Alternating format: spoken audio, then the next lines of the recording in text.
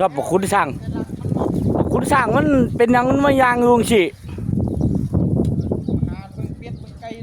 โอ้หาเบิ่งเป็ดเบิ่งไก่พี่น้องเว้ยมาอ่านกินเป็ดแล้วลาบได้บ่นี่ลาบตีติดควันโอ้ยครับเป็ดเรามาสิมาลอยเป็ดเรามาพอพอดี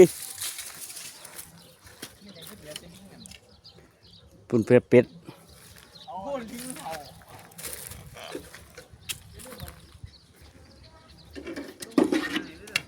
ฮะคุณดีครับเป็ดหงมัดเด้มันสิมาย่ำเด้บัดมันดีนุ่มย่ำเด้บ่จ้างเจ้าดิตัวว่าท่านคุณครับเป็ดคุณสร้างหีครับได้ยิง